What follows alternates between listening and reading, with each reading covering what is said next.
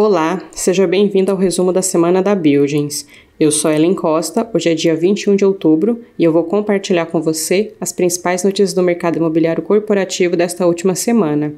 Lembrando que essas notícias estão disponíveis no portal da revista Buildings e também nas principais plataformas de streaming. Se você estiver assistindo pelo YouTube, o link para as matérias está no box de descrição do vídeo. Então vamos para a nossa primeira notícia que foi publicada no InfoMoney. Mercado de FIIs ganha 73 mil novos investidores em setembro. O mercado de fundos imobiliários ganhou em setembro 73 mil novos investidores, de acordo com o relatório mensal da B3. É o maior número de novos cotistas registrados em um mês ao longo deste ano. Há atualmente 1.903.000 investidores, pessoas físicas de FIIs. A participação dos CPFs na base de investidores de FIIs é de 74,3%. Os investidores institucionais aparecem na sequência, com 19,5%. Em relação ao volume negociado, as pessoas físicas são responsáveis por 67,6% do total.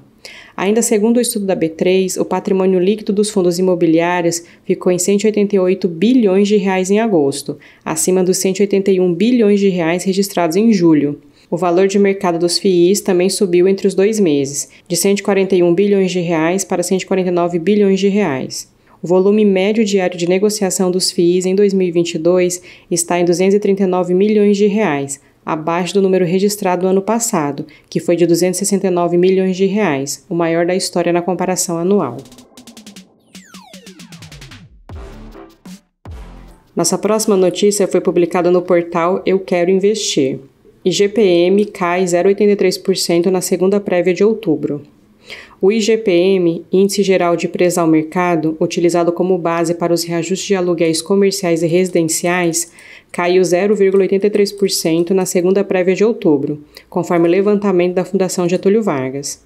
Os dados foram divulgados na manhã da última quinta-feira, dia 20. Na segunda prévia de setembro, o recuo foi de 0,91%.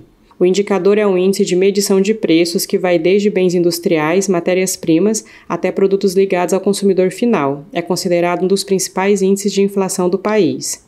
Na quarta-feira, uma lista promovida pela consultoria Austin Rate informou que o Brasil ocupa a 14ª posição no ranking, que mede as maiores inflações entre os países do G20. O ranking traz a Turquia em primeiro lugar, com 83,5% no acumulado de 12 meses, seguido pela Argentina, com 83%, e a Rússia, com 3,7%. O monitor do PIB-FGV aponta retração de 0,8% na atividade econômica em agosto, na comparação com julho, considerando-se dados com ajuste sazonal. Na comparação interanual, a economia cresceu 3,7% em agosto e 3,3% no trimestre móvel findo em agosto. Para saber mais, acesse o portal da revista Buildings.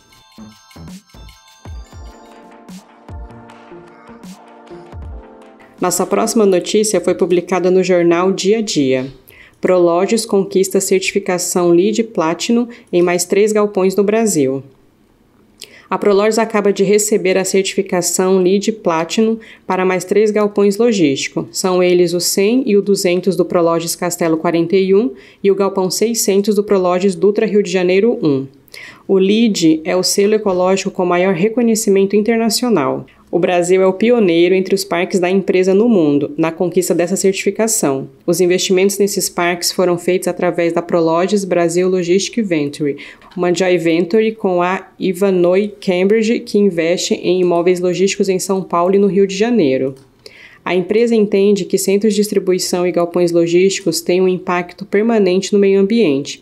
Para cada instalação construída ou reformada, são integradas características de design e práticas de construções sustentáveis, começando com processos de planejamento e seguindo por toda a via útil do empreendimento. Com esses 3 selos, a Prologis no Brasil agora conta com 11 certificações LEED Platinum, focada em sustentabilidade e eficiência. De acordo com o BuildCR Tool, a maior plataforma do mercado de real estate brasileiro, quanto à quantidade de metros quadrados ocupados no Brasil, a Prologis tem 11 propriedades industriais, totalizando 1.300.000 metros quadrados, com apenas 1% de taxa de vacância. Para saber mais, acesse o portal crtool.builds.com.br.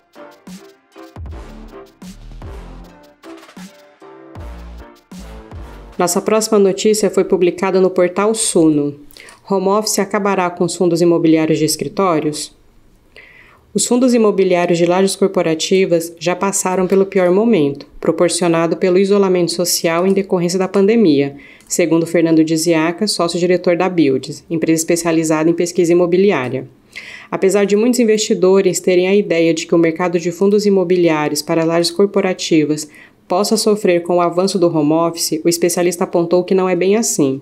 Diziacas explicou que a característica cíclica e o momento em que o setor de construção se encontra mostram que o investidor pode encontrar oportunidades no mercado imobiliário de São Paulo, a cidade mais populosa do país.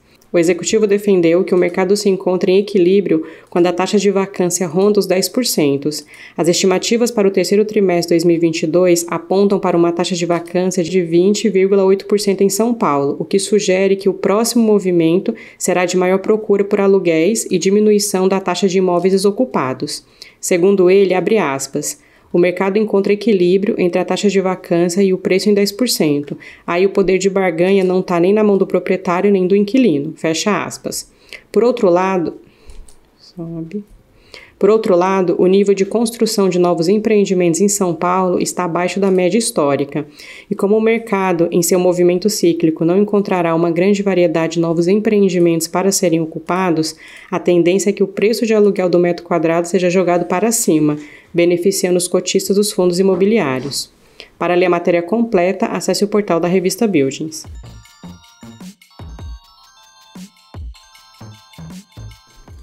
Nossa última notícia foi publicada no Valor Econômico. JHSF vê alta nas vendas incorporadoras e nos shoppings no terceiro trimestre do ano. As vendas contratadas de incorporação da JHSF subiram 12,4% no terceiro trimestre na comparação com o mesmo período de 2021. O saldo chegou a 375,2 milhões de reais, de acordo com a prévia operacional divulgada na última quarta-feira, dia 19. A companhia realizou um lançamento com valor geral de venda potencial de 300 milhões de reais. As vendas do Boa Vista Village subiram 28,6% no ano, a 128,4 milhões de reais.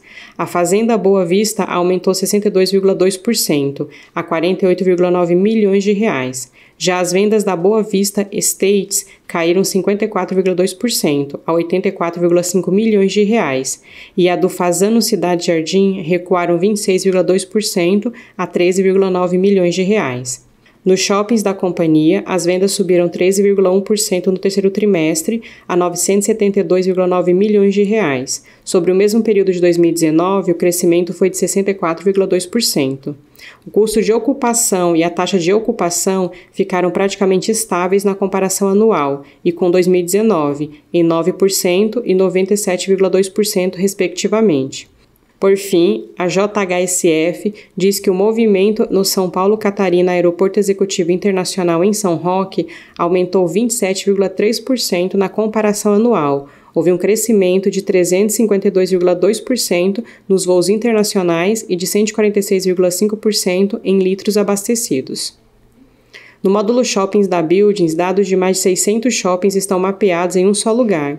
Informações como a BL total de shoppings, nome dos proprietários, quantidade de lojas, vaga de estacionamentos podem ser facilmente acessados. Para saber mais sobre o setor de shoppings no Brasil, acesse a revista Buildings e agende uma apresentação do módulo Shoppings.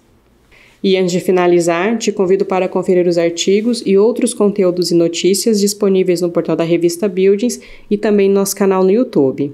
Então, por hoje é só, vou me despedindo por aqui. Espero que você tenha gostado do nosso resumo. Sou Ellen Costa e te desejo um excelente fim de semana. Nós voltamos a nos falar então na próxima sexta-feira. Um abraço e até lá!